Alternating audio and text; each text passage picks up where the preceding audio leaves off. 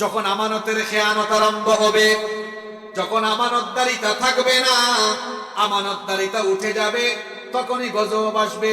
আল্লাহর হাবিব একবার সাহাবীদেরকে বললেন, আমার সাহাবীরা শোনো, ইদা বুইয়াতিল আমানাতি ফান্তাজিরিস সাআ, যখন চতুর্দিকে আমানতদারিতা উঠে যাবে তখন কিয়ামত এসে যাবে।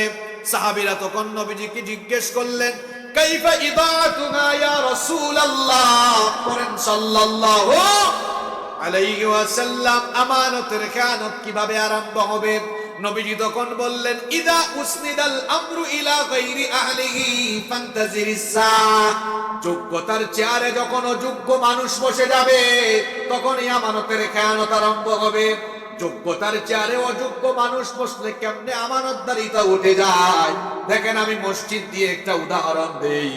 মসজিদগুলোতে যদি টাকা আর প্রভাব প্রতিপত্তি ক্ষমতার বলে যদি সুদখোর, ঘুষখোর, বেনামাজি, চোর, ডাকাত, দুর্নীতিবাজ, লুটেরা টাইপসের লোকেরা যদি কমিটিতে বসে যায়, তো এই পবিত্র জায়গাগুলোতে যদি অপবিত্র আর অযোগ্য মানুষগুলো বসে যায়, ওই মসজিদের মিম্বর থেকে তখন হকের আওয়াজ বন্ধ হয়ে যায়। মানুষের উপরে তখনই বালা মুসিবত আসে যখন মানুষ গুনাহের সাগরে নিমজ্জিত হয়ে যায়, যখন মানুষ পাপের দরিয়া অতল গহ্বরে নিপতিত হয়ে যায়। আল্লাহ তাআলা এমনি এমনি আমাদের উপরে গজব পাঠান না। আমাদের উপরে গজব আসার কারণ হলো আমরা দুই হাতে কামাই করে আমাদের কৃতকর্মের কারণে এই গজবের সম্মুখীন আমরা হয়ে যাই। এজন্য রব্বুল আলামিন কোরআনুল কারীমের 42 নম্বর সূরা, সূরাতুশ শুরা 30 নম্বর আয়াতে বলছেন, ওয়ামা আসাবাকুম মিন মুসিবাতিন ফাবিমা কাসাবাত আইদিকুম ওয়া ইয়াফু আন কাসীর। আল্লাহ তাআলা বলছেন, তোমাদের উপরে যত মুসিবত আসে, যত বিপদ আসে, এগুলো তোমাদের দুই হাতের কামাই করা। এমনি এমনি তোমাদের উপর গজব আসে না। তোমরা যখন গুনাহের সাগরে ডুবে যাও তখনই তোমাদের উপরে গজব আসে। রব্বুল আলামিন কোরআনুল কারীমের 30 নম্বর সূরা, সূরাতুর রুমের 41 নম্বর আয়াতে আরো সুন্দর করে বললেন, ظهر الفساد في البر والبحر بما كسبت أيدي الناس ليذيقهم بعض الذي عملوا لعلهم يرجعون। আল্লাহ তাআলা বলছেন, স্থলে এবং জলে যত বিপর্যয় ঘটে, যত বিপদ আসে, যত বিশৃঙ্খলা দেখো, বিমা কাসাবাত আইদিন নাস, এগুলো মানুষ দুই হাতে কামাই করে। মানুষের উপরে এমনি এমনি বিপদ আসে না। ঘূর্ণিঝড়, ভূমিকম্প, প্রাকৃতিক বিপর্যয়, জীবনের উপর দিয়ে নানা ধরনের বিভিন্ন ধরনের সমস্যা, এগুলো এমনি এমনি আসে না। যখন আমরা গুনাহের সাগরে ডুবে যাই, পাপের সাগরে হাবুডুবু খাই, তখনই আমাদের উপরে গজব যিনি দেন তিনি কে? কেন গজব আসে একটা জাতির উপরে? কখন গজব আসে শুনে আল্লাহর হাবিব বলেছেন, ইবনে মাজাহ এবং তিরমিজি শরীফে এই হাদিস বর্ণিত হয়েছে। হাদিস বর্ণনাকারী সাহাবী হচ্ছেন নবীজির প্রিয় সাহাবী শেরে খুদা আলী রাদিয়াল্লাহু আনহু। তিনি বলছেন, রাসূল করিম সাল্লাল্লাহু আলাইহি ওয়াসাল্লাম বলেছেন, ইদা ফাআলাত উম্মতি 15 খসলাতান হাল্লা বিহাল বালা, আমার উম্মত যখন 15টি কুকর্মে জড়িয়ে পড়বে তখন তাদের উপরে মুসিবত আসবে, তাদের উপরে বিপদ আসবে। সাহাবায়ে কেরাম এটা শোনার পরে বললেন, ওয়া হুন্না ইয়া রাসূলুল্লাহ, সবাই আমার সঙ্গে পড়েন সাল্লাল্লাহু আলাইহি ওয়াসাল্লাম, ওগো আল্লাহর হাবিব, ওগো আল্লাহর রাসূল, সেই পাপগুলো কি যেগুলো করলে মানুষের উপর আল্লাহ গজব পাঠান, কোন জাতির উপরে আল্লাহ গজব পাঠান? নবীজি আবার একটা একটা করে বললেন, দেখেন তো আমাদের চারপাশে এই কুকর্মগুলো এখন চলে কি চলে না, ভালো করে মিলান। আল্লাহর নবী বললেন, এক নাম্বার, ইদা কানাল মাগনামু দুওয়ালা, যখন রাষ্ট্রের সম্পদকে নিজের সম্পদ মনে করে লুটপাট আরম্ভ হবে, রাষ্ট্রের সম্পদকে তার বাপের সম্পদ, দাদার সম্পদের মতো মনে করে রাষ্ট্রের সম্পদকে নিজের মনে করে ভোগ করবে, জনগণের পয়সা, রাষ্ট্রের পয়সা কি করে ডাকাতি করে বিদেশে বেগম পাড়ায় বাড়ি বানাবে, আমেরিকায় বাড়ি বানাবে, দেশের টাকা, জনগণের টাকা লুটপাট করে বিদেশে পাচার করবে। এই রকম রাষ্ট্রীয় সম্পদগুলোকে শেষরা চোরেরা যখন চুরি করে বিদেশে পাচার করবে, রাষ্ট্রের সম্পদ যখন লুটপাট আরম্ভ হবে, ওই জাতির উপরে যিনি গজব করবেন। রাষ্ট্র পরিচালনার জন্য কোন একটা চেয়ারে বসলো, আঙ্গুল ফুলে কলা গাছ হয়ে যায়, রাতারাতি সম্পদশালী হয়ে যায়, রাতারাতি গাড়ি বাড়ির মালিক হয়ে যায়, রাতারাতি কোটিপতি বনে যায়। কারো অন্তরে যদি আল্লাহর ভয় থাকে, তাহলে জনপ্রতিনিধিত্ব করে সম্পদ বাড়ার কথা নয়, সম্পদ আরো কমে যাওয়ার কথা। সম্পদ আরো কমে যাওয়ার কথা কিন্তু বেড়ে যায়। আমার দেশে তো নেয়ামতের অভাব নাই, শুধু আল্লাহওয়ালা, তাকওয়াবান, পরহেজগার, প্রতিনিধিত্বশীল মানুষের বড় অভাব। এই দেশে সম্পদের তো অভাব নাই। এই যে আপনাদের নীলফামারী, দিনাজপুর, রংপুরে আসলে আমাদের নয়ন জুড়িয়ে যায়। মাঠে ঘাটে ফসলের এত সমারোহ, গাড়ির দুই দিকে যখন গ্লাসের দিকে তাকাই, চক্ষুটা তখন শীতল হয়ে যায়। এত ফসল আর ফসল এই এলাকায় হয়, এত ধানের ক্ষেত, ধান আছে, গম আছে, ভুট্টা আছে, শীতকালীন এত সবজি। তিস্তা বেড়ে যে দেখলাম, তিস্তা নদীতে বালুর উপরে মানুষ ভুট্টার চাষ করে। এত নেয়ামত, এই দেশের মাটি এত উর্বর, আপনি যা ফেলছেন তা হয়ে যাচ্ছে নেয়ামতটা কার? আমার বাড়ি তো সিলেটে। সিলেটে গেলে দেখবেন সেখানে আছে পাথরের খনি, আছে কয়লার খনি, গ্যাসের খনি, দেশের সিংহভাগ চা সিলেট থেকে উৎপন্ন হয়। আছে চায়ের সম্পদ। এই দেশে যেমন আছে প্রাকৃতিক সম্পদের নেয়ামত, এই দেশে যেমন আছে সম্পদের খনি, এগুলাকে চেটে পুটে খাওয়ার জন্য আছে চোর আর ডাকাতের খনি।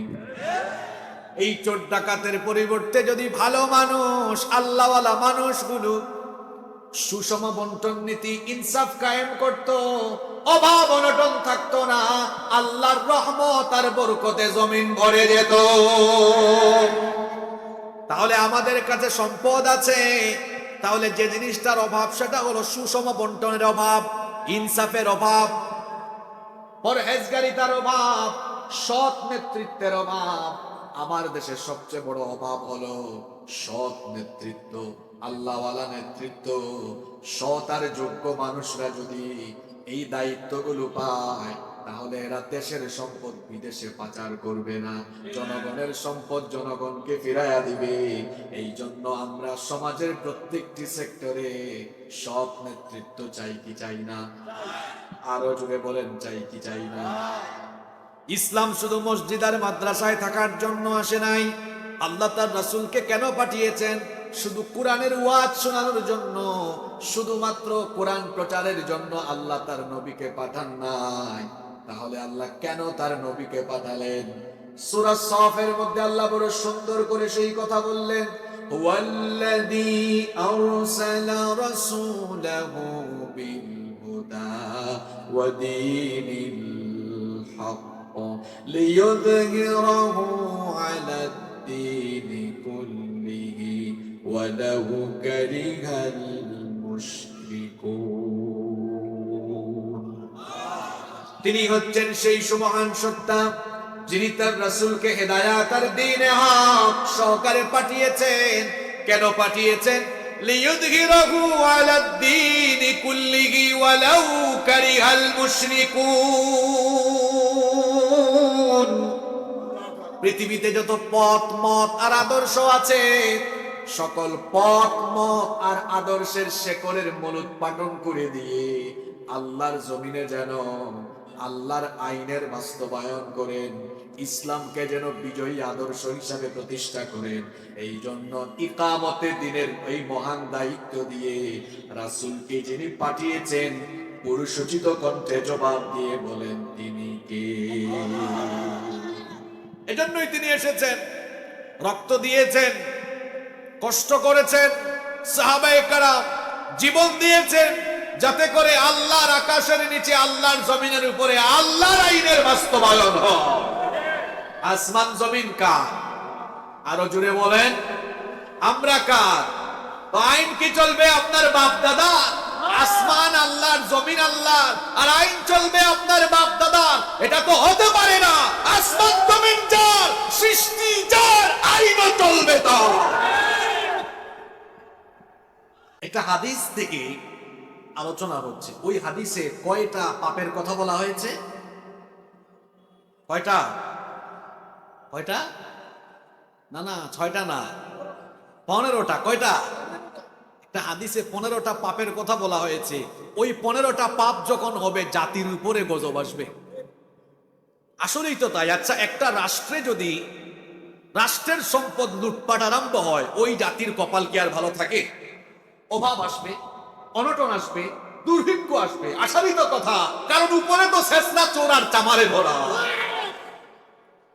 নাম্বার 2 নাম্বার হলো ওয়াল আমানাতু মাগরামা।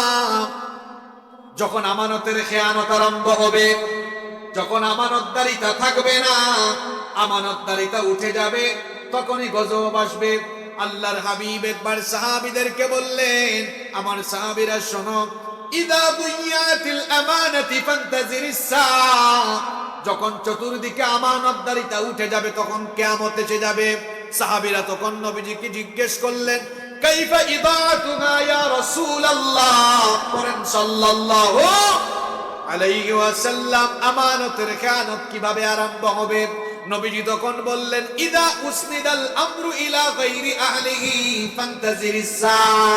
যোগ্যতার চেয়ারে যখন অযোগ্য মানুষ বসে যাবে, তখনই আমানতের খেয়ানত আরম্ভ হবে। যোগ্যতার চেয়ারে অযোগ্য মানুষ বসলে কেমনে আমানতদারিতা উঠে যায়? দেখেন, আমি মসজিদ দিয়ে একটা উদাহরণ দেই। মসজিদগুলোতে যদি টাকা আর প্রভাব প্রতিপত্তি ক্ষমতার বলে যদি সুদখোর, ঘুষখোর, বেনামাজি, চোর, ডাকাত, দুর্নীতিবাজ, লুটেরা টাইপসের লোকেরা যদি কমিটিতে বসে যায়, তো এই পবিত্র জায়গাগুলোতে যদি অপবিত্র আর অযোগ্য মানুষগুলো বসে যায়, ওই মসজিদের মিম্বর থেকে তখন হকের আওয়াজ বন্ধ হয়ে যায়। কারণ সুদের বিরুদ্ধে কথা বললে সভাপতি বেজার,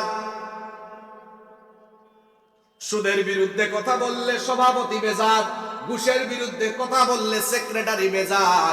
এই রকম যোগ্যতার চেয়ারে অযোগ্য মানুষ বসলে যেমন হক কথা বলতে অন্তরায় সৃষ্টি হয়, ঠিক তেমনি ভাবে সমাজ এবং রাষ্ট্র পরিচালনার সবগুলো গুরুত্বপূর্ণ জায়গায় যদি আল্লাহওয়ালা, পরহেজগার, ভালো মানুষদের বিপরীতে গায়িকা, নায়িকা, নায়ক, নায়িকা, শেষরা চোর আর চামারে বসে যায়, তখন ওই জাতির কপাল পুড়ে যায়।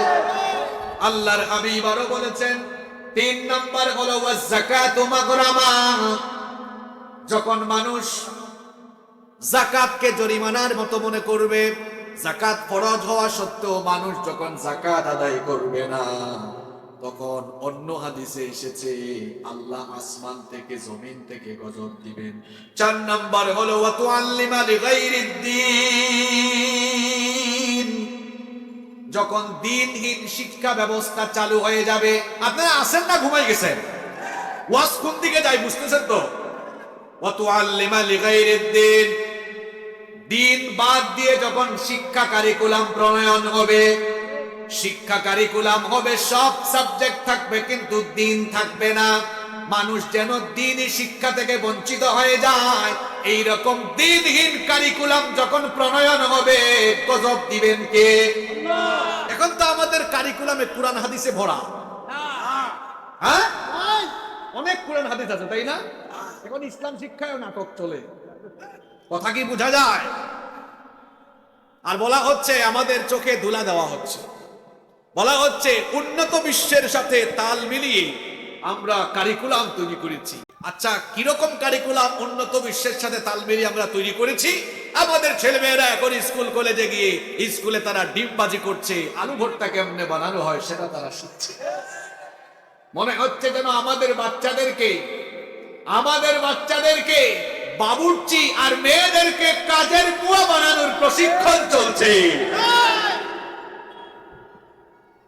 শিক্ষা কারিকুলামের ভেতরে কি ঢুকানো হয়েছে? গত বছর তো বিবর্তনবাদ নিয়ে কত আলোচনা হয়েছে এবং আলেমদের তুমুল প্রতিবাদের মুখে একটা সময় এই বিবর্তনবাদকে কারিকুলাম থেকে বাদ দেওয়ার ওয়াদা করা হয়েছে। কতটা বাস্তবায়ন হবে সেটা দেখা যাবে। এক শ্রেণীর বুদ্ধিজীবী, এত বুদ্ধি তাদের, বুদ্ধি হইতে হইতে মাথার মাঝখানের চুল নাই হয়েছে, মুছ আছে, দাড়ি নাই।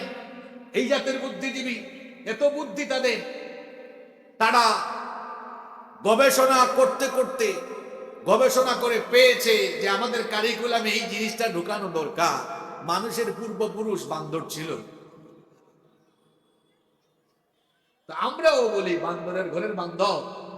তোর পূর্বপুরুষ যদি বান্দরই থাকে, তুই মানুষের সমাজে সৈয়দপুরে কি করিস, বাংলাদেশে কি করিস?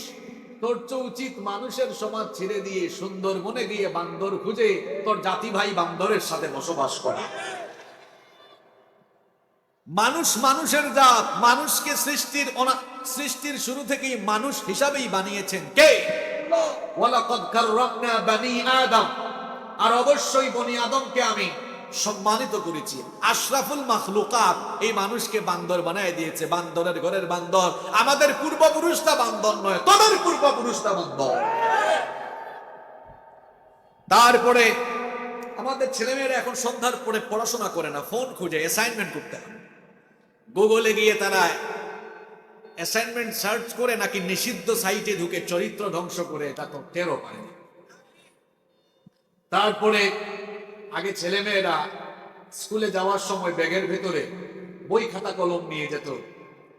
6-7 পড়ো এমন ছেলেরা এখানে আসো না? কিরে আসো না তোমরা কয়েকজন?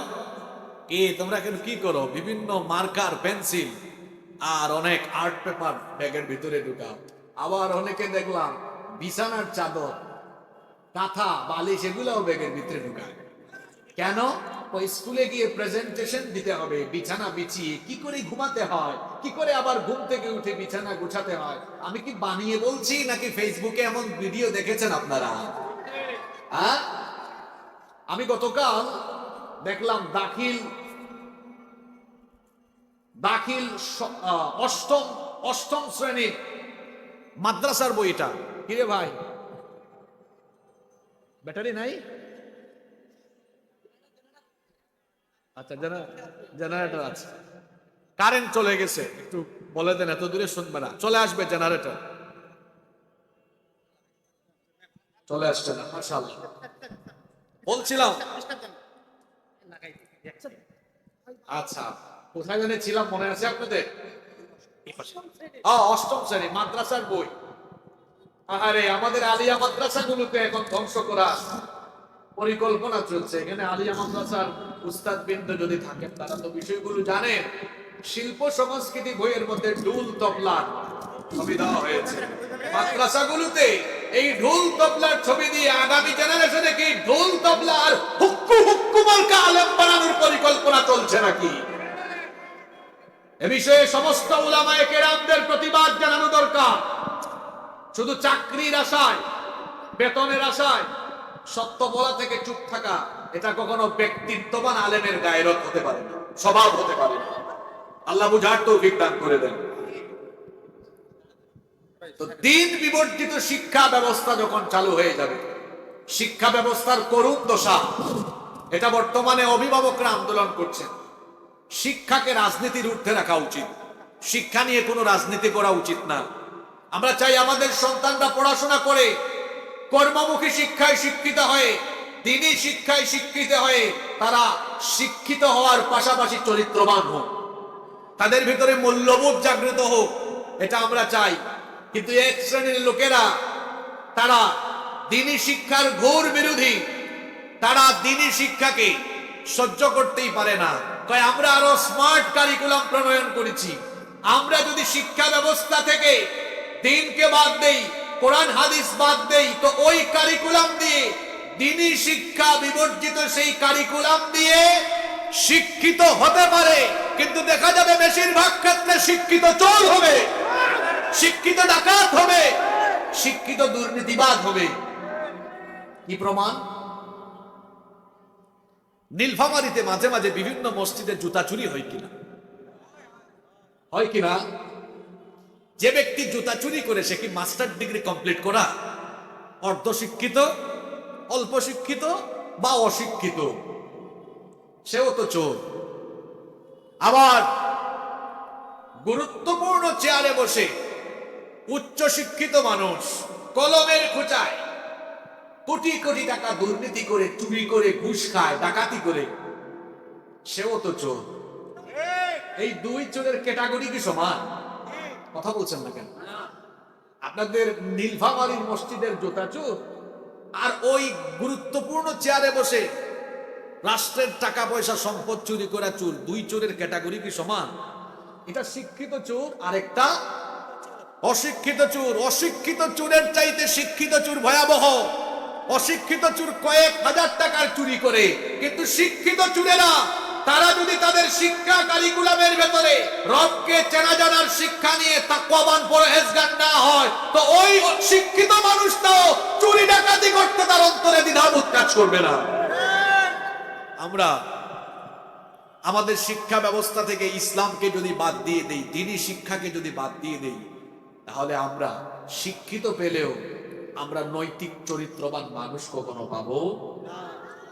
মাদ্রাসা শিক্ষাকে অনেকে দেখতে পারে না, কিন্তু আমাদের মাদ্রাসাগুলোর পরিবেশ কত সুন্দর। আপনি স্কুলের সামনে গেলে বেশি সালাম পাবেন, কলেজের সামনে গেলে বেশি সালাম পাবেন, না মাদ্রাসার সামনে গেলে বেশি সালাম পাবেন? স্কুল কলেজের সামনে দিয়ে গেলে কি আর সালাম, আরো বলবে আঙ্কেল হাই। কলেজ ইউনিভার্সিটির সামনে গেলে হাইও বলবে না, একদম গাঞ্জা টেনে, গাঁজা টেনে, সিগারেট টেনে মুখের উপরে ধোয়া মারবে। এক শ্রেণীর লোকেরা বলে মাদ্রাসায় পড়াশোনা নাই, মাদ্রাসায় যারা পড়ে এরা কিচ্ছু জানে না, মাদ্রাসায় জঙ্গিবাদের প্রশিক্ষণ হয়। তো বিশ্ববিদ্যালয় ক্যাম্পাসে তারা কি করছে সেটা কি আমরা জানি না? আমরা তো স্কুলে পড়েছি, মাদ্রাসায় পড়েছি, বিশ্ববিদ্যালয়েও পড়েছি। বিশ্ববিদ্যালয়ে পড়ুয়ারা অনেক সময় মাদ্রাসা শিক্ষাকে তুচ্ছ তাচ্ছিল্য করে তারা নিজেদেরকে অনেক উচ্চ শিক্ষিত এবং অনেক ভালো পরিবেশে তারা আছে বলে দাবি করে।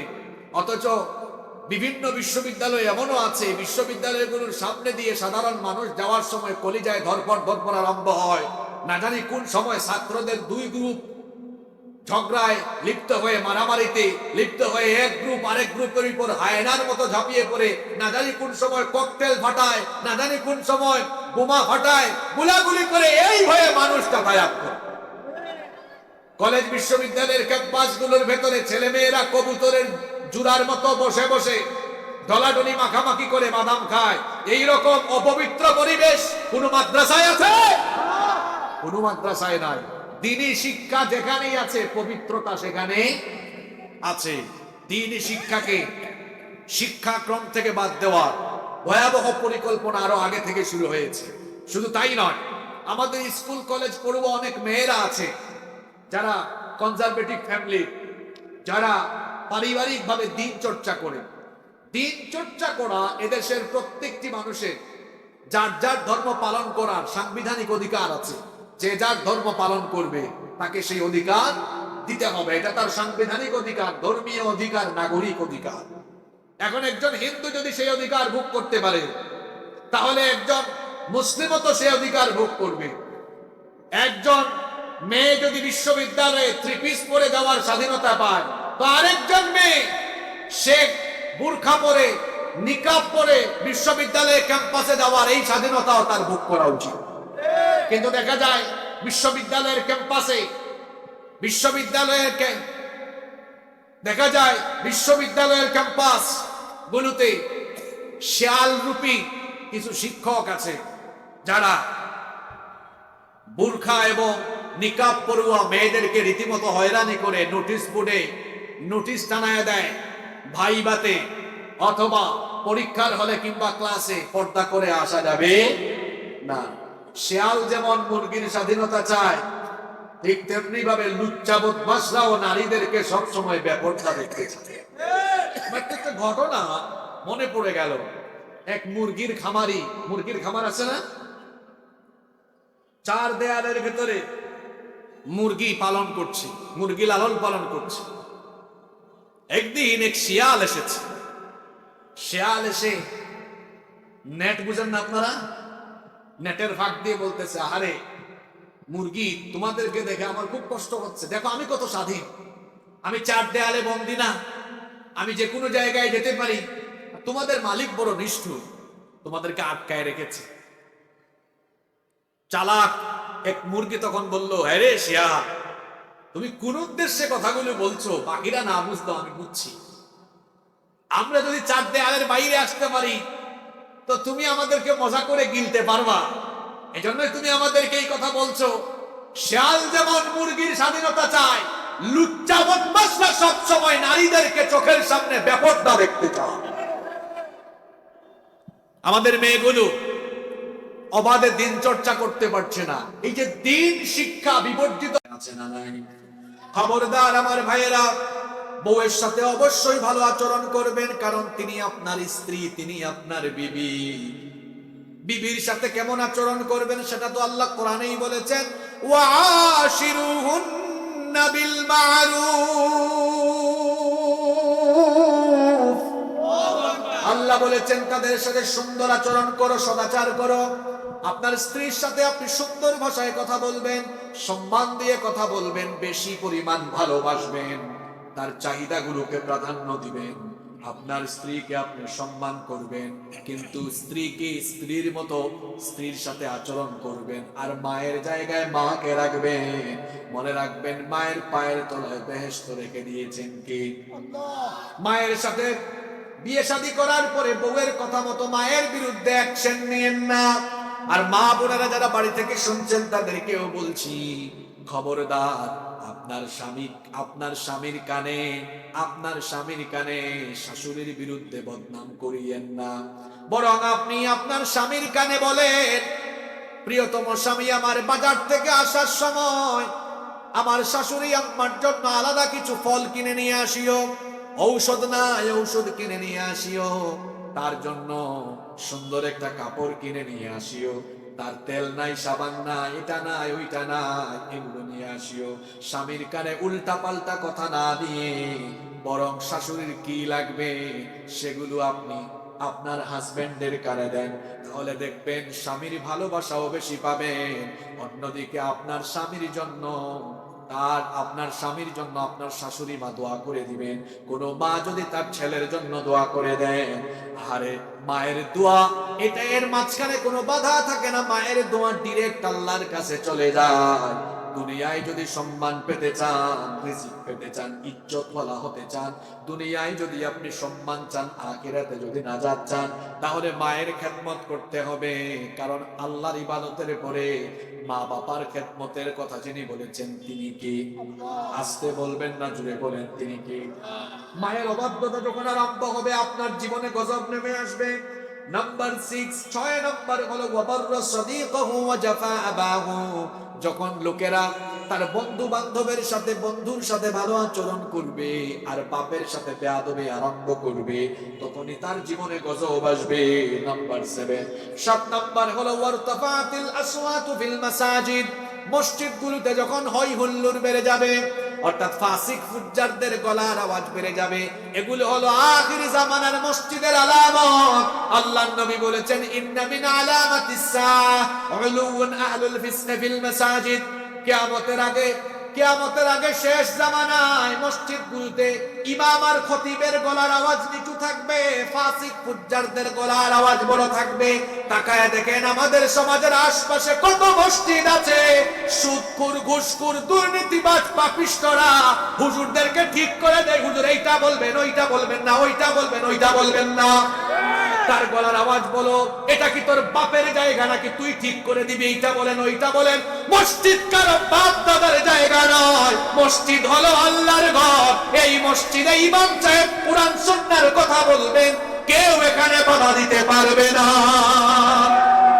আর যে হুজুর পাপিষ্টদেরকে ভয় করে কথা বলতে পারেন না, প্লিজ ভাই আপনি এই মিম্বর ছেড়ে দিয়ে মাটি কেটে ভাত খান, অথবা আপনি ব্যবসা করে ভাত খান। রাসূলুল্লাহর পবিত্র মিম্বরে বসে যদি কথা বলেন, তো কোনো ফাসিক ফুজ্জারের পরোয়া না করে সাহসিকতার সাথে গলা উঁচু করে সত্য কথা বলতে হবে আপনাকে। নাম্বার 8 নাম্বার হলো ওয়াসাদাল কাবিলাত ফাসিকুহুম। যখন ফাসিক লোকেরা এলাকায় এলাকায় নেতৃত্ব দেওয়া আরম্ভ করবে, গোত্রে গোত্রে নেতৃত্ব দেওয়া আরম্ভ করবে, তখন গজব আসবে। নাম্বার 9 নাম্বার হলো ওয়াকানা যাঈমুল কওমি আরযালুহুম। নিকৃষ্ট চরিত্রের লোকেরা যখন সমাজ এবং রাষ্ট্রের নেতৃত্ব লাভ করবে, তখনই গজব আসবে। নাম্বার 10 নাম্বার হলো ওয়া উকরিমার রাজুলু মাখাফাতা শাররিহি। যখন অনিষ্টের ভয়ে আমার ক্ষতি হয়ে যাবে, এই ভয়ে কাউকে সম্মান করা শুরু হয়ে যাবে, তখনই গজব আসবে। নাম্বার 11 নাম্বার হলো শুরিবাতিল খুমুর। মদ পান যখন বেড়ে যাবে, মাদক বেড়ে যাওয়া, গাঁজা বেড়ে যাওয়া, এগুলো কিন্তু কিয়ামতের আগের আলামত। এখানে অনেক যুবকেরা এসেছে, আমার যুবক ভাইদেরকে বলবো, ও আমার কলিজার টুকরা যুবক ভাইয়েরা শোনো, এই বয়সটা মাদকের আখড়ায় গিয়ে কাটানোর বয়স নয়, এই বয়সটা জুয়ার আসরে যাওয়ার বয়স নয়, নাচ গান ফুর্তি করার বয়স নয়। এই বয়সে আল্লাহর রাসূলের সাহাবীরা ইকামাতের দিনের কাজের জন্য পাগল পাড়া ছিলেন। এই বয়সে আল্লাহর রাসূলের সাহাবীরা কোরআনের বিজয়ের জন্য পাগল পাড়া ছিলেন। কোরআনের পতাকা তলে ঐক্যবদ্ধ হয়ে আপনাদের মতোই তো যুবক ছিলেন ওমর রাদিয়াল্লাহু আনহু। যেই ওমর ইসলামের জন্য এত কন্ট্রিবিউশন রেখেছেন, ইসলাম কবুল করার পরেই প্রকাশ্যে ঘোষণা দিয়েছেন, বলেছেন কাফিরের গোষ্ঠী শোনো, ওমর ইসলাম কবুল করেছে। সাহস যদি থাকে তো ওমরের উপরে অ্যাটাক করো, ওমরের উপরে আক্রমণ করো। ওমর রাদিয়াল্লাহু আনহু ইসলাম কবুলের পরে ইসলাম অনেকটা শক্তিশালী হয়েছে। আমার যুবক ভাইয়েরা, আপনাদের এই যৌবন আল্লাহ দিয়েছেন, আপনি কারো সামনে পিছনে গিয়ে চামচামি করে এই যৌবন কাটানোর জন্য নয়, বরং আপনার এই যৌবন দেওয়া হয়েছে আল্লাহর জমিনে ওমর রাদিয়াল্লাহু আনহুর মতো আল্লাহর দ্বীন বিজয়ের সংগ্রামের জন্য। এই যৌবনকে কদর করতে হবে, কাজে লাগাতে হবে। মাদক, গাঁজা এবং সকল প্রকার অনিষ্টতা থেকে নিজের যৌবনকে হেফাজত করতে হবে। নবীজি বলেছেন, যখন মাদক বেড়ে যাবে তখন গজব আসবে। ওয়ালু বিসাল হারির, যখন রেশমি পোশাক মানুষ জায়েজ মনে করবে। নাম্বার 13 নাম্বার হচ্ছে ওয়াত্তুখিদাতিল কাইনাত। মানুষেরা যখন গায়িকাদেরকে গ্রহণ করবে, মানুষেরা যখন গায়িকাদের পেছনে ছুটবে, তখন সমাজের উপরে, জাতির উপরে গজব আসবে। এরপরে 14 নাম্বার হলো ওয়াল মাআজিফ। বাদ্যযন্ত্র যখন বেড়ে যাবে, এখন বাদ্যযন্ত্র বড় হালকা ব্যাপার হয়েছে, বাদ্যযন্ত্র ছাড়া আমাদের বিয়ে শাদী শুরু হয় না। বিয়ে হলো একটা পবিত্র কাজ, হালাল কাজ। একটা হালাল কাজ আরম্ভ করে হারাম কাজ দিয়ে যেই সকল লোকেরা বিয়ে শাদীর সময় গান বাজনা বাজায়া বিয়ে করে, এই সকল দম্পতির ঘরে যেই সন্তান পয়দা হবে, এগুলাও ঝাঁকানাকা মার্কা সন্তান হবে। কারণ শুরুটা ভালো ছিল, শুরুটা ভালো। নাম্বার 15 এবং সর্বশেষ হলো ওয়ালা আনা আখিরু হাদিহিল উম্মতি আউওয়ালাহা। উম্মতের পরবর্তী পর্যায়ের লোকেরা যখন পূর্ববর্তীদেরকে দোষারোপ করবে, আল্লাহর নবী বলেছেন, এই কুকর্মগুলো যখন আমার উম্মত আরম্ভ করবে, ফালিয়ারতাকিবু ইনদা যালিকা রিহান হামরা খাসফান ওয়া মাসখান। আল্লাহর নবী বলেছেন, তখন অগ্নিবায়ু আসবে, ভূমিকম্প হবে, ঘূর্ণিঝড় হবে, চেহারা বিকৃতির ধস নেমে আসবে। 6-7 দিন আগে ভয়াবহ ভূমিকম্প হলো, আজকেও হয়ে যেতে পারে, যে কোনো সময় ঘূর্ণিঝড় ভূমিকম্প হতে পারে। আর আল্লাহর রাসূল বলেছেন, কিয়ামতের আগে ঘন ঘন ভূমিকম্প হবে, ঘন ঘন ঘূর্ণিঝড় হবে, ঘন ঘন প্রাকৃতিক বিপর্যয় ঘটবে। এগুলো কেন ঘটবে? এই যে এই 15টা গুনাহের কথা বললাম, আবার অন্য একটা হাদিস আছে, আল্লাহর হাবিব বলেছেন এই 5টা কুকর্ম যখন আমার উম্মত আরম্ভ করবে, মারাত্মক মুসিবত তাদের উপরে নেমে আসবে। এক নাম্বার হচ্ছে লাম তাদহারিল ফাহিশাতু ফি কওমিন কাত্তুন হাত্তা ইউলিনু বিহা ইল্লা ফাশা ফীহিমুত তাউন ওয়াল আওজা আল্লাতী লাম তাকুন মাদাত ফি আসলাফিহিম আল্লাযীনা মাদাউ।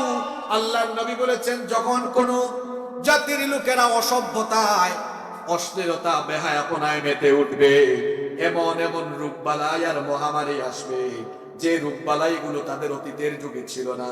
বলেন তো 10 বছর আগে পৃথিবীতে করোনা নামে কোন রোগের নাম আপনারা শুনছিলেন নাকি? কথা বলছেন না কেন? হাদিস আপনাদেরকে বলছি, অশ্লীলতা বেহায়াপনায় ডুবে গেলে এমন নতুন নতুন রোগ আসবে যেগুলো আগের জামানায় ছিল। কখন এগুলো আসলো? যখন আমরা বেপরদা আরম্ভ করলাম, অশ্লীলতা, সমকামিতা, অবাধ যৌনতায় ডুবে গেলাম। ইউরোপ আমেরিকার অসভ্য দেশগুলোতে যখন শর্টকাট পোশাক আশাক পরে চলাফেরা আরম্ভ হয়েছে, আল্লাহ এমন একটা রূপ পাঠাইলে এখন দেখা যায় কেউ আর শর্টকাট কাপড় পরে না। মনে আছে কিনা আপনাদের করোনার সময় পিপিই বুরখার মতো পিপিই পোশাক পরে বের মতো মনে আছে আপনাদের? পর্দা যারা করতো না, মাস্ক পরে পরে হাঁটতো, শুধু মাস্ক নয়, মনে আছে আপনাদের কেউ কেউ হাতের মধ্যে হ্যান্ড গ্লাভস, মুখের মধ্যে মাস্ক, আবার মাথার মধ্যে হেলমেটের মতো কি আর একটা পড়তো, দেখলে মনে হতো নাসা থেকে মহাকাশ বিজ্ঞানী চলে এসেছে। বেপরদা, অশ্লীলতা, বেহায়াপনা, সমকামিতা আর অবাধ যৌনতায় যখন গোটা বিশ্ব ছড়িয়ে গেল, আল্লাহ করোনার একটা ঝাপটা দিলেন, সবগুলা সাইজ হয়ে গেছে। আজ থেকে 100 বছর আগে পৃথিবীতে এইডস ছিল না। যখন অবাধ যৌনতা আরম্ভ হয়েছে, এইডস আরম্ভ হয়েছে, সামনে আরো নতুন নতুন অনেক রোগ আসবে। কেন এগুলো আসবে? আল্লাহর নবী বলেছেন যখন অসভ্যতা, বর্বরতা, অশ্লীলতা, বেহায়াপনা কোন জাতির মধ্যে বেড়ে যাবে, আল্লাহ এমন এমন রোগ দিবে যেই রোগ আগে কখনো ছিল না। রোগ বালাই কি আমরা বানাই না আল্লাহর তরফ থেকে আসে? আবার রোগ থেকে হেফাজত করেন কি? দেখেন, বিশ্ব স্বাস্থ্য সংস্থা বলেছিল বাংলাদেশের মানুষ তার সবচেয়ে নোংরা থাকে, অপরিচ্ছন্ন থাকে। করোনা আসার পরে কমপক্ষে 10 লক্ষ মানুষ বাংলাদেশে মারা যাবে। কিন্তু বলেন তো 10 লক্ষ কি মারা গেছে নাকি? আর যারা বেশি পরিচ্ছন্ন, স্মার্ট থাকে, মিলিয়ন মিলিয়ন মানুষ তো পৃথিবীতে মারা গিয়েছে। যাদেরকে আমরা সবচেয়ে সভ্য বলি সেই আমেরিকা, ইতালি, ফ্রান্সের লাশের পাহাড়, কবর দেওয়ার মতো জায়গা অনেক জায়গায় খুঁজে পাওয়া যায় না। কিন্তু আমার বাংলাদেশের গরিব মুসলমানদেরকে যিনি বাঁচায়া দিয়েছেন তিনি কে? আপনারা বেঁচে গেছেন, আপনারা করোনার চেয়ে শক্তিশালী। এই জন্য কথা বলছেন না কেন? এক ব্যাককল তো বলেছিল আমরা করোনার চেয়ে শক্তিশালী। কিসের শক্তিশালী? আল্লাহ যদি চান কিচ্ছু লাগবে না, মশা দিয়ে সাইজ করতে পারবেন আল্লাহ। কেন আল্লাহ কি মশা দিয়ে এর আগে সাইজ করেন নাই? ওই শয়তানের নাম কি? আরো জুড়ে বলেন। আল্লাহ সাইজ করতে হলে কিচ্ছু লাগে না, বাতাস দিয়ে সাইজ করতে পারেন। এমন বাতাস আসবে একটা বাড়িতে টিন থাকবে না, এমন ঘূর্ণিঝড় আসবে একটা বাড়িও থাকবে না, সব মাটির নিচে চলে যাবে। এমন ভূমিকম্প হবে, দেখেন না গত বছর তুরস্কে, সিরিয়ায় এক রাতে 6000 ভবন ধসায়া দিয়েছেন কে? আল্লাহর হাবিব বলেছেন অশ্লীলতা, বেহায়াপনা বাড়লে নতুন নতুন রোগ আসবে। নাম্বার 2, 2 নাম্বার হলো ওয়ালাম ইয়ানকুসুল মিকিয়াল ওয়াল মিজান ইল্লা উখিদু বিসসিনিন ওয়া শিদ্দাতিল মাউনাতি ওয়া জাওরিস সুলতানি আলাইহিম। যখন কোন জাতির লোকেরা ওজনে কম দেওয়া আরম্ভ করবে, মাপে কম দিবে, তখন তাদের জন্য খাদ্য সংকট আসবে, অভাব অনটন আসবে, কঠিন দুর্ভিক্ষ আসবে, আর তাদের উপরে জালেম শাসক আল্লাহ চাপায়া দিবেন। দেখবেন আমাদের মধ্যে ওজনে কম দেওয়ার স্বভাব কম না বেশি? 250 গ্রাম 500 গ্রাম হলুদের গুঁড়া, মরিচের গুঁড়া হিসাব করে দেখবেন ফুল নাই। 50 কেজি চালের বস্তা হিসাব করে দেখবেন অনেক জায়গায় দেখা যায় একদম 50 কেজি। জানেন কিনা আপনারা এটা? এইরকম করে ওজনে কম দেওয়া আরম্ভ করলে কিন্তু খাদ্য সংকট আসবে। আর খাদ্য সংকট ওজনে কম দেওয়া, মাপে কম দেওয়ার চাইতে অসাধু চক্র প্রতারক যখন বেড়ে যায়, তখন আবার খাদ্য সংকট আরো বেশি বেড়ে যায়। পেঁয়াজ তো ডবল সেঞ্চুরি হয়ে গেছে, তাই না? ভারত যখন বলল পেঁয়াজ আমরা রপ্তানি করব না, ওই দিনই আমাদের অসাধু ব্যবসায়ীরা 100 থেকে 200 তে নিয়ে গেছে। কি বলেন, আছে না নাই? অথচ তার কাছে স্টকে আগে থেকে ছিল কি ছিল না, সেগুলো ফুরিয়ে যাওয়ার পরে নতুন আমদানি করলে দাম বাড়ালে সেটা ভিন্ন কথা, কারণ আমদানি করতে খরচ হয়েছে বেশি, বিক্রিও হবে বেশি, কিন্তু স্টকে ছিল, আপনি কেন বাড়িয়ে দিলেন? আপনি অসাধু ব্যবসায়ী, কিয়ামতের দিন জালিমের কাতারে দাঁড়ানো লাগবে আপনার। আর এগুলো ওয়াজ, এগুলো হাদিসের মধ্যে আছে, 1 ইঞ্চি জমিকেও বাদ দিবা না, চাষাবাদ করো। এই যে আমরা বিদেশের উপর, বিভিন্ন দেশের উপর ডিপেন্ডেন্ট হয়ে আছে, আমার দেশের মাটি তো উর্বর, আমরা যদি সবাই মিলে চাষাবাদ করতে পারি, চাষাবাদ বাড়িয়ে নিতে পারি, আমার দেশটা আরো উন্নত হয়ে যাবে ইনশাআল্লাহ। আপনাদের এই উত্তরবঙ্গে আসলে তো খুব ভালো লাগে, এত ফসলের সমারোহ, ওই যে আলোচনার শুরুতে বললাম, নয়ন জুড়িয়ে যায়, চক্ষু জুড়িয়ে যায়, এত সুন্দর ফসলের মাঠ দেখলে। বেশি বেশি চাষাবাদ যদি বাড়িয়ে দেওয়া যায়, তাহলে আমাদের দেশ উৎপাদনে আরো সমৃদ্ধ হবে ইনশাআল্লাহ। নাম্বার 3 নাম্বার হলো নবীজি বলেছেন, ওয়ালাম ইয়ামনাউ যাকাত আমওয়ালিহিম ইল্লা মুনিউল কতরা মিনাস সামাই ওয়ালাউলা আল বাহাইম লাম ইউমতারু।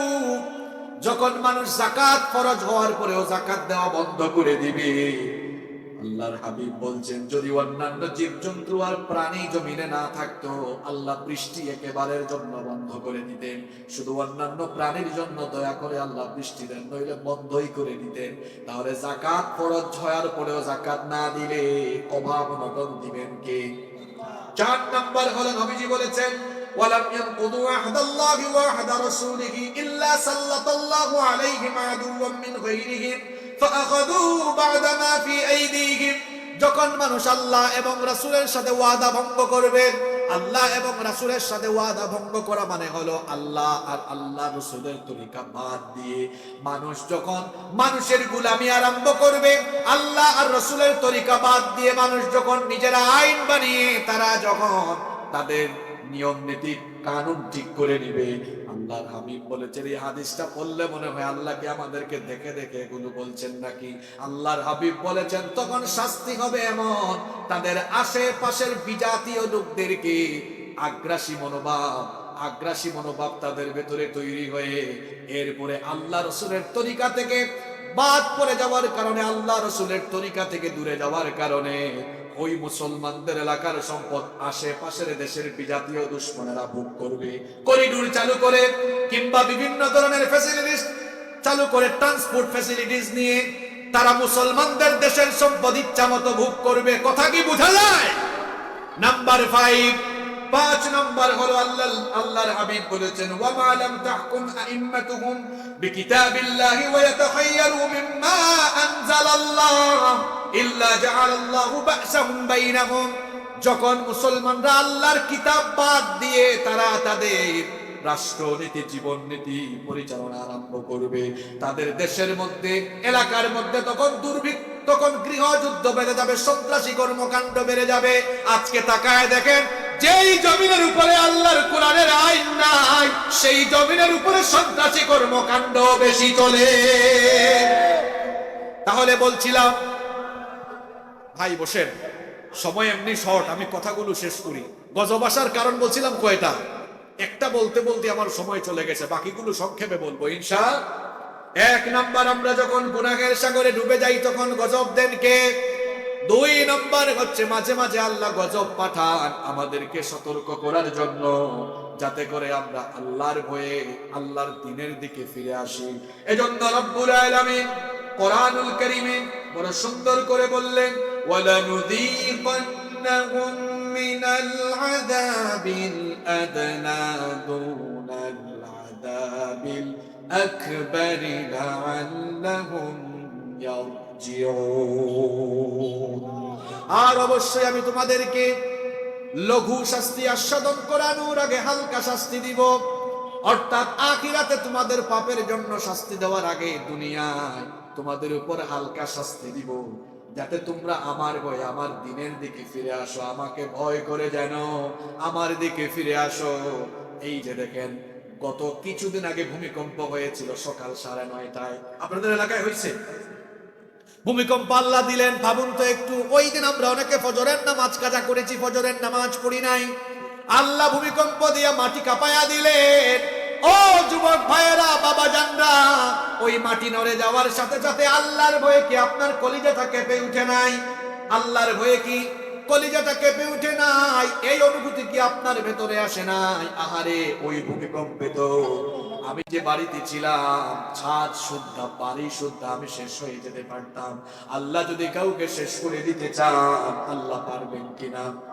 আমি তো বেঁচে গেলাম, সুতরাং আমার তো কোনো গ্যারান্টি নাই। মানুষ নিজেকে অনেক ক্ষমতাবান মনে করে, কিসের এত ক্ষমতা? আপনার তো নিজের উপরেই আপনার ক্ষমতা নাই। যদি নিজের উপর আপনার ক্ষমতা থাকতো, আপনার পেটে ব্যথা হতো না, মাথা ব্যথা হতো না, ডায়াবেটিস হতো না। আসলে মানুষ হলো সৃষ্টিগতভাবে দুর্বল।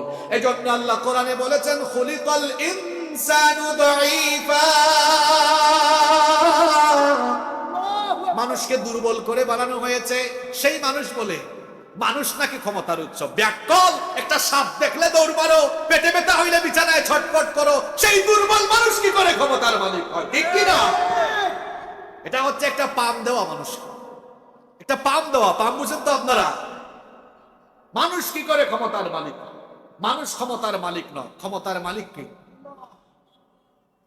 আল্লাহ তাআলা বলেছেন, কুলিল্লাহুম্মা মালিকাল মুলকি তুতিল মুলকা মান তাশাউ ওয়া তানজিউল মুলকা মিম্মান তাশাউ ওয়া তুইজ্জু মান তাশাউ ওয়া তুযিল্লু মান তাশাউ বিয়াদিকাল খায়র ইন্নাকা আলা কুল্লি শাইইন কাদির।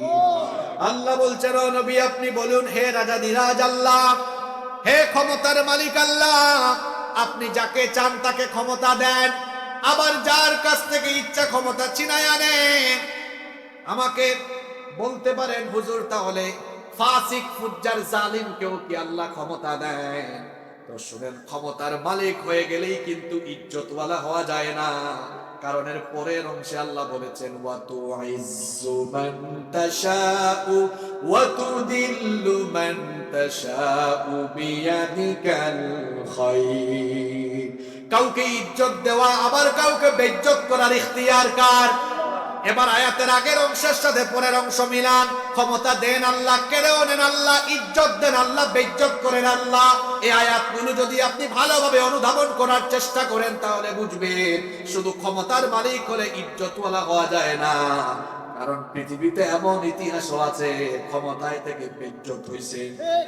যেমন নমরুদ ক্ষমতায় থেকে জুতার বাড়ি খাইছে, বেইজ্জত। এই তো বেশি দিন আগের ঘটনা না। বুশের নাম তো জানেন আপনারা। বুশ জুতার বাড়ি খাইছে ক্ষমতায় থেকে, ঠিক কিনা? এখনো দেখবেন মাঝে মাঝে যারা ক্ষমতার গরমে বেশি হেডাম দেখায়, মাঝে মাঝে চেয়ারে বসেও জনগণের জুতার বাড়ি খায়। তাহলে ইজ্জত দেওয়ার মালিক যিনি, তিনি কি? ক্ষমতায় থেকেও ইজ্জত হারানোর সম্ভাবনা আছে, আবার ক্ষমতায় না থেকেও ইজ্জত বলা হওয়া যায়। যেমন আপনি দেখেন, পৃথিবীতে বহু মানুষ আছে তার কোনো ক্ষমতা নাই, কিন্তু ইজ্জত বেশি। মানুষ দেখলেই সালাম দেয়, ভালোবাসে অন্তর থেকে। আবার দেখবেন অনেক মানুষের ক্ষমতা আছে, সামনে আসলে মানুষ যদি সালামও দেয়, পিছনে গিয়ে আবার 3টা গালি দেয়। এইরকম আছে না নাই? তাহলে বলেন তো, ইজ্জত সম্মান দেওয়ার মালিক যিনি, তিনি কি? তো আমি আপনাদেরকে বলছিলাম, আল্লাহ গজব দেন সতর্ক করার জন্য। এই যে ভূমিকম্প হলো, আপনার অন্তর তো আল্লাহর ভয়ে প্রকম্পিত হলো না? সেই দিন জোহর, আসর, মাগরিব, এশা চলে গেল, নামাজে গেলেন না, নামাজের কোনো খবর আপনার নাই। অথচ সেই দিনের ভূমিকম্পে আপনি মারা গিয়ে জোহরের সময় জানাজা হওয়ার সম্ভাবনা ছিল কি ছিল না? অবশ্যই ছিল। কারণ আমাদের কোনো গ্যারান্টি নাই, যে কোনো সময় আমরা দুনিয়া ছেড়ে চলে যেতে পারি। আল্লাহ গজব দেন এই কারণে, আপনাকে সতর্ক করার জন্য। এটা একটা এলাম, এটা একটা সংকেত, যাতে করে আপনি আল্লাহর ভয়ে আল্লাহর দ্বীনের দিকে ফিরে আসেন। নাম্বার 3, 3 নাম্বার, কোন জাতি যখন অবাধ্য হয়ে পড়ে, ওই অবাধ্য জাতির উপরে আল্লাহ গজব দেন। এই ধরনের পৃথিবীর 6টা জাতি আছে, তাদের অবাধ্যতার কারণে আল্লাহ সমূলে ধ্বংস করে দিয়েছেন। জুড়ে বলেন, কয়টা জাতি? 1 নাম্বার হচ্ছে নূহ নবীর জাতি। নূহ নবী এদেরকে দাওয়াত দিয়েছেন, নূহ নবীকে তারা পাগল বলেছে, হত্যা করার হুমকি দিয়েছে। তার অপরাধ হলো তিনি আল্লাহর দ্বীনের কথা বলেন। এখনো সেই কাফির কুফফারদের চরিত্র ধারণকারী লোকেরা আছে, যারা নবীদের উত্তরাধিকারী লোকেরা যখন দ্বীনের দাওয়াত দেয় তাদেরকেও জেল জুলুমের হুমকি ধামকি দেয়। নূহ নবীর দাওয়াত 950 বছরের দাওয়াত প্রত্যাখ্যান করলো। নূহ নবী দোয়া করলেন, রব্বি লা তাদার আলাল আরদি মিনাল কাফিরিনা দাইয়ারা। আল্লাহ এই কাফিরদের আন্ডা বাচ্চা শেষ করে দাও। একটা মহাপ্লাবন আসলো, মহাপ্লাবনের সবগুলা শেষ। 2 নম্বর জাতি হলো হুদ নবীর আদ জাতি, 3 নম্বর জাতি হলো সালেহ নবীর সামুদ জাতি, 4 নম্বর হলো শুআইব নবীর মাদিয়ানের অবাধ্য জাতি, অবাধ্য লোকেরা, 5 নম্বর হলো লূত আলাইহিস সালামের সমকামী সেই অবাধ্য জাতি, 6 নম্বরে হলো ফেরাউন এবং তার অবাধ্য দলবল। এই 6টা জাতিকে অবাধ্যতার কারণে আল্লাহ শেষ করেছেন। আল্লাহ তাআলা এদের ব্যাপারে কোরআনুল কারীমের 29 নম্বর সূরা সূরাতুল আনকাবুতে 40 নম্বর আয়াতে বলছেন, ফাকুল্লান আখাযনা বিযামবিহি ফামিনহুম মান আরসালনা আলাইহি হাসিবা ওয়া মিনহুম মান আখাযাতাহুস সাইহাতু ওয়া মিনহুম মান খাসাফনা বিহিল আরদা ওয়া মিনহুম মান أغرقنا وما كان الله ليظلمهم ولكن كانوا أنفسهم يظلمون। আল্লাহ তাআলা বলছেন প্রত্যেককেই তাদের গুনাহের কারণে, অবাধ্যতার কারণে আমি পাকড়াও করেছি। কাউকে কাউকে তাদের অবাধ্যতার কারণে আসমান থেকে প্রস্তর বৃষ্টি নাজিল করে শেষ করে দিয়েছি, কাউকে কাউকে বজ্র নিনাদ দিয়ে শেষ করে দিয়েছি, আবার কাউকে কাউকে জমিন ধসায়া শেষ করে দিয়েছি, কাউকে কাউকে অবাধ্যতার কারণে সাগরে ডুবাইয়া মেরেছি। আমি আল্লাহ তাদের উপর জুলুম করে নাই, বরং তারা নিজেদের উপর জুলুম করেছিল বলে তাদের উপরে এমন গজব দিয়েছেন কে? 4 নাম্বার হলো মানুষের উপর তখনই গজব আসে। আপনাদের কষ্ট হচ্ছে?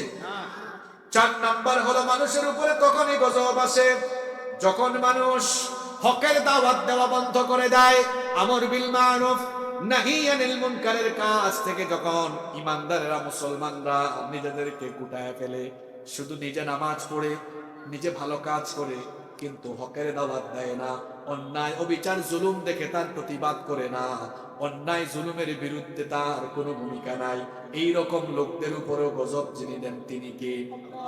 আরো জোরে বলেন তিনি কে?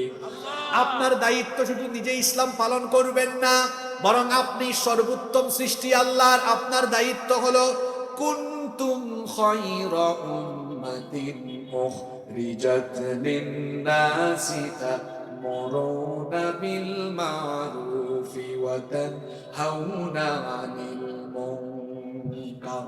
মানুষকে সৎ কাজের আদেশ দিবেন, অসৎ কাজ থেকে নিষেধ করবেন। আল্লাহ তাআলা এজন্য বলেছেন ঈমানদাররা ক্ষমতা পেলেই তারা এই কাজটা করবে। আল্লাযীনা ইম্মাক্কান্নাহুম ফিল আরদি আকামুস সালাতা ওয়া আতাবুজ যাকাতা ওয়া আমারু বিল মা'রুফি ওয়া নাহাউ আনিল মুনকার।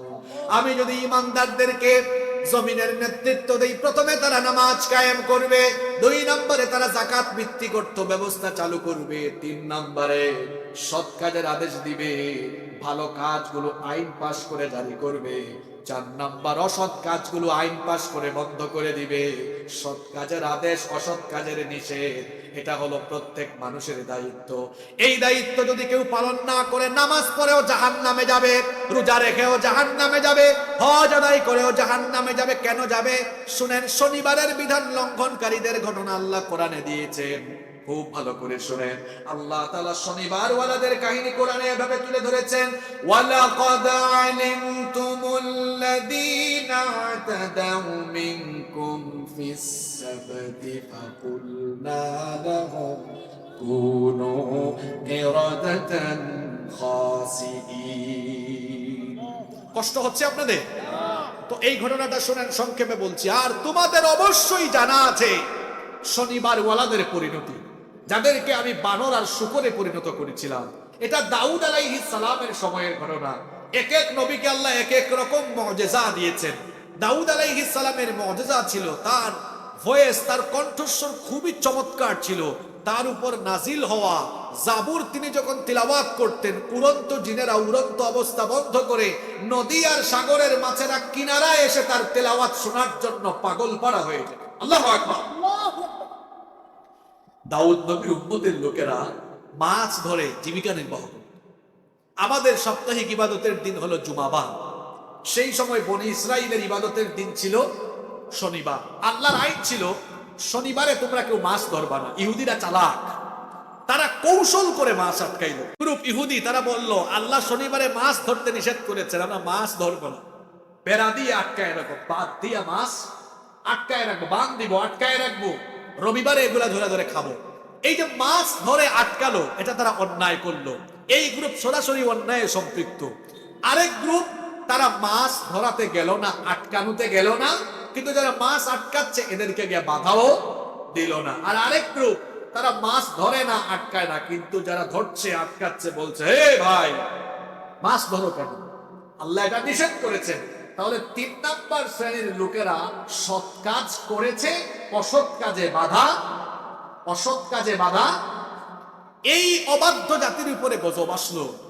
প্রথম এবং দ্বিতীয় শ্রেণীর যুবকদেরকে আল্লাহ তাআলা বানর আর বয়স্কদেরকে শূকর বানায় দিলেন। 70,000 বনি ইসরাইলকে একদিনে বানর বানিয়ে দেওয়া হয়েছে। প্রশ্ন হতে পারে হুজুর, এদের মধ্যে তো এক গ্রুপ আছে তারা মাছ আটকায় নাই, আল্লাহ এদের উপর বিপদ দিলেন কেন? এরা সৎ কাজ করেছে, আল্লাহর আদেশ মেনেছে, কিন্তু অসৎ কাজে বাধা। আরে বাপ রে বাপ, আপনি সুফি সাহেব আযান পড়লেই নামাজে যান, নামাজে যান, তাসবিহ তাহলিল সবই করেন, নফল রোজাও রাখেন, সবই ঠিক আছে। আপনার আশেপাশে কোরআনের দায়ীদের উপরে কারবালা চলে, আশেপাশে জুলুম চলে, নির্যাতন চলে, অন্যায় চলে, অপরাধ চলে।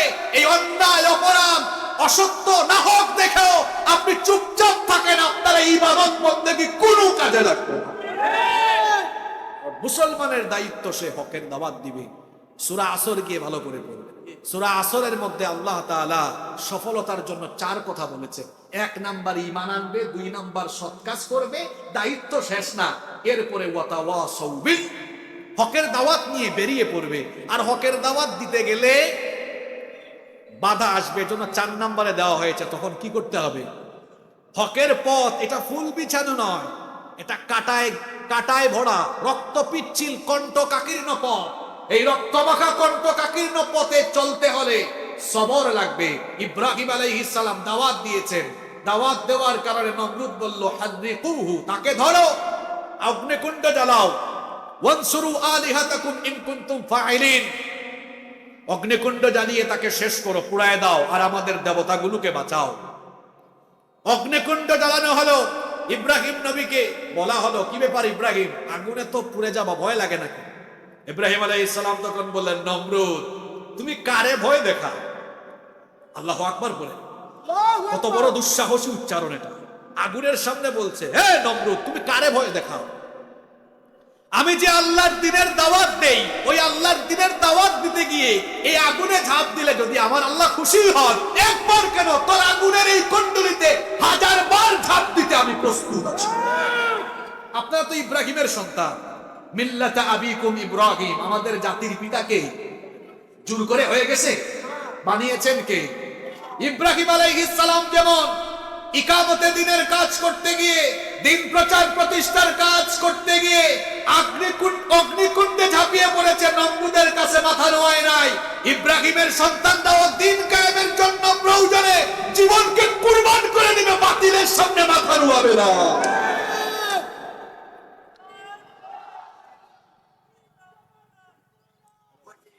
বসেন, আমাকে শেষ করতে দেন। নাম্বার 5 নাম্বার, জিহাদ ফি সাবিলিল্লাহ থেকে মানুষ যখন দূরে সরে পড়বে তখন গজব আসবে। জিহাদ শুনলে অনেকে মনে করে কি কইলো এটা, জিহাদ এটা পবিত্র শব্দ, সন্ত্রাসের সাথে জিহাদের কোনো সম্পর্ক নাই। জিহাদ করা হলো ফরজ। জিহাদ মানে যুদ্ধ নয়, যুদ্ধের আরবি শব্দ হচ্ছে হারবুন বা কিতালুন। এটা হলো জিহাদের একটা পর্যায়, কিন্তু এটা প্রথম পর্যায় নয়, এটা শেষ পর্যায়। জিহাদের প্রাথমিক পর্যায়গুলো হলো দাওয়াত দেওয়া, মানুষকে দ্বীনি তালিম তরবিয়ত দেওয়া, মানুষের কাছে দাওয়াত নিয়ে যাওয়া, দিন প্রতিষ্ঠার জন্য কাজ করা। দিন প্রতিষ্ঠার কাজ করতে গিয়ে জালিম কাফের কুফাররা যখন আক্রমণ করে আক্রান্ত হলে পরে তারপরে মোকাবেলায় দাঁড়িয়ে যাওয়াটা আর ওইটা জিহাদের শেষ পর্যায়, এটা প্রথম পর্যায় নয়। জিহাদ ফি সাবিলিল্লাহ থেকে দূরে সরে গেলে তখন গজব আসে। মুসা নবীর কাহিনী আপনারা পড়বেন, ওই যে তিহ ময়দানে 40 বছর বন্দী করে রাখা হয়েছে শুধুমাত্র জিহাদ থেকে দূরে সরে পড়ার কারণে। নাম্বার 6 এবং সর্বশেষ হলো যখন মানুষ দিনের পথে চলে তখনও তার জীবনে বিপদ মুসিবত আসে। বিপদ মুসিবত মাঝে মাঝে ভালো মানুষের উপরেও আসে। সূরা আনকাবুতের প্রথমে আল্লাহ বলেছেন ঈমান এনেছি ঘোষণা দিলেই শেষ না, ওহুম লা ইফতানুন, তোমাদেরকে কি পরীক্ষা করা হবে না? আশাদ্দুন নাসি বালাআন বালাউল আম্বিয়া, সবচেয়ে বেশি ঈমানের পরীক্ষা দিয়েছেন নবীরা। দুইজন নবী আদম এবং সুলাইমান আলাইহিমুস সালাম, এই দুই নবী ছাড়া সব নবীরা ঈমানের পরীক্ষা দিয়েছেন।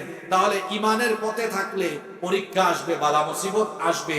মানুষের জীবনে বালা মুসিবত আসার এই মোট কারণ বললাম কয়টা? জোরে বলেন কয়টা? 1 নাম্বার কি বলেছিলাম? পাপের সাগরে ডুবে থাকলে গজব আসবে। 2 নাম্বার সতর্ক করার জন্য আল্লাহ গজব দেন। 3 নাম্বার কোন জাতি অবাধ্য হয়ে গেলে আল্লাহ সাইজ করেন।